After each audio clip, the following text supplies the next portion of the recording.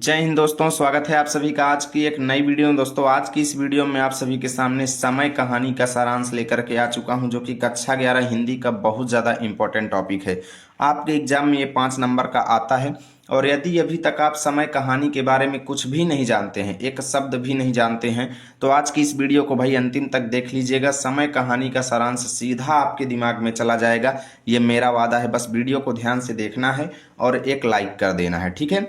तो चलिए दोस्तों, आज की शानदार वीडियो की शुरुआत करते हैं और समय कहानी का सारांश हम अच्छे से समझते हैं कि कैसे आपको एग्जाम में सारांश लिखना है ताकि पूरे में से पूरे अंक आपको मिलेंगे। तो चलिए दोस्तों शुरू करते हैं। आपको एग्जाम में ऐसे ही हाईलाइटेड हेडिंग डालना है, समय कहानी का सारांश। लेकिन याद रखना है, कहीं पर भी लाल स्केच या लाल पेन का उपयोग आपको नहीं करना है। उसके बाद ये सारी चीजें आपको नीले से या काले से ही लिखना है। अब आगे आप लिखेंगे दोस्तों, यशपाल द्वारा लिखित समय कहानी हिंदी की एक प्रसिद्ध कहानी है। यानी समय कहानी के लेखक कौन है, तो यशपाल जी हैं। आगे लिखेंगे, इसमें लेखक ने बताया है कि समय के साथ सब कुछ बदल जाता है। यानी कि दोस्तों समय है, बदलता जरूर है, अर्थात समय जो है बदलता है और सारी चीजें परिवर्तित हो जाती हैं समय के हिसाब से। इसमें लेखक ने ये चीज बताया है। समय कहानी एक मध्यम वर्गीय परिवार से संबंधित है। ठीक है, मध्यम वर्गीय परिवार का मतलब है जनरल फैमिली, ना तो ज्यादा अमीर ना ज्यादा गरीब।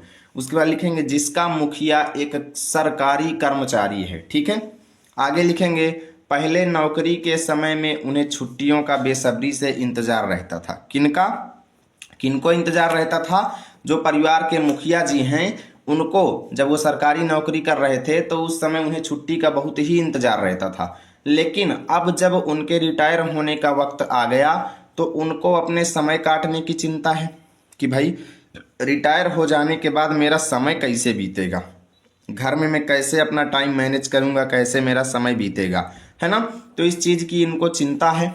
रिटायरमेंट के बाद अपना समय बिताने के लिए वह प्रतिदिन शाम को टहलने का नियम बनाते हैं। ठीक है, आगे लिखेंगे, जब वह युवावस्था में थे तब जब वह बाजार जाते थे तो अपनी पत्नी को साथ में लेकर जाते थे।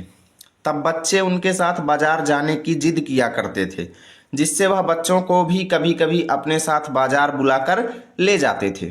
लेकिन समय के साथ साथ उनके बच्चे बड़े हो गए हैं और कमजोर होने के कारण पत्नी भी अब उनके साथ बाजार नहीं जाती है, क्योंकि भाई पत्नी भी बूढ़ी हो गई है, कमजोर हो चुकी है और वो स्वयं वृद्धावस्था में हो चुकी है। तो भाई उनके साथ बाजार क्यों जाएगी?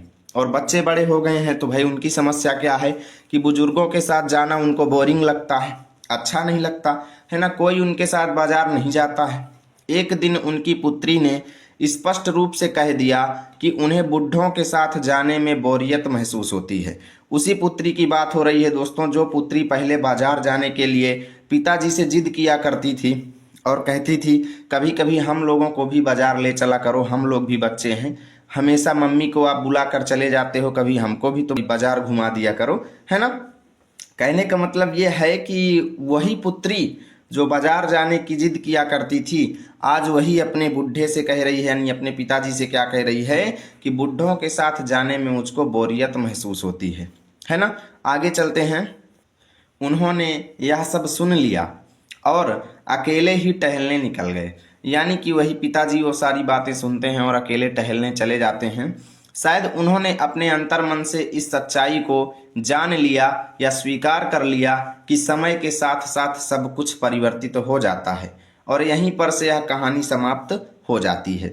इस तरीके से दोस्तों यशपाल जी की ये कहानी फिनिश हुई और इतना बड़ा सारांश आपको लिखना है एग्जाम में, तभी पूरे अंक मिलेंगे। अब आप में से कई लोगों को इसकी पीडीएफ की ज़रूरत होगी, तो भाई हमारे टेलीग्राम चैनल को ज्वाइन कर लो, इसका स्क्रीनशॉट ले लो और इस स्कैनर को स्कैन करके आप ज्वाइन कर सकते हो, या फिर इसी वीडियो के डिस्क्रिप्शन में हमारे टेलीग्राम चैनल का लिंक है, जाकर के ज्वाइन कर लो।